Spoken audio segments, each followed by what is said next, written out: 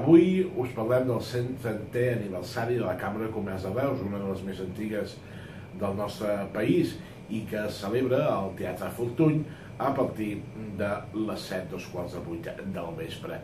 Bé, amb aquesta gala, a part del 130è aniversari, també tenim la presència del president de la Generalitat, Carles Puigdemont, que visitarà la ciutat amb altres polítics representats i amb un Teatre Fortuny, per cert, ple de gom a gom. Fa una setmana que quasi bé no queden entrades invitacions per a aquest acte important per a la Cambra de Comerç i també per tota la ciutat. Però avui ens deixem que ens mirem una estoneta al Melic, ja ho veiem, som dos per fer l'editorial d'avui. Com veureu, algú més alt que l'altre, però només és conya, o sigui, de debò, perquè, tal com diu el Jordi, ens mirem al Melic perquè tenim el privilegi de ser un dels guardonats en aquesta nit. O sigui, el nostre programa, el Tastos de Cuina, aquell programa que jo poso la veu, però que sense el treball del Jordi no es faria en aquesta santa casa, ha estat realment premiat i guardonat, i aquest vespre recollirem el premi.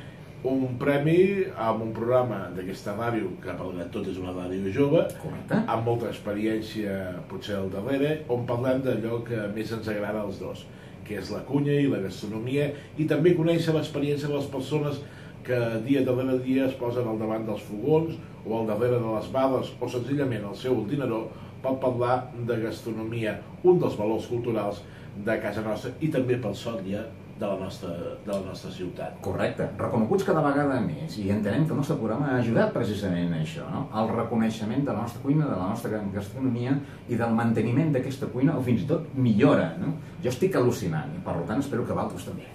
Doncs molt agraïts a la Cambra de Comerç per aquest reconeixement, al jurat que va arribar amb aquesta decisió a dins dels Premis de Periodisme dels Premis de la Cambra de Comerç. Aquesta nit serem al Teatre Fortuny per recollir aquest guardó i sobretot també gràcies a vosaltres, els oients, que sou molts del Tastos de Cuina i també de Ràdio Ciutat de Reus. Doncs ja ho saben, no? Aquesta nit, si podeu, acompanyeu-nos, i si no, demà més.